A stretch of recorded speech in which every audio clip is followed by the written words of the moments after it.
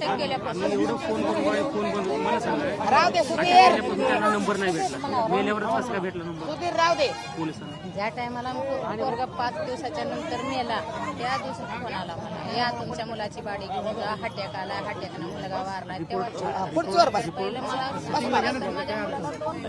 जरा खाली घे. रिपोर्ट बसा बसा बसा आरामात बस माय साहेब आई वडिलाचं तुम्ही देशमुखांच्या घरी पण गेला असता त्यांचा पण रिपोर्ट बघा शॉक इंजुरी असं आला असेल त्याचा माझ्या बाबाचा पण जबर हात मारहाणी झालेला आहे.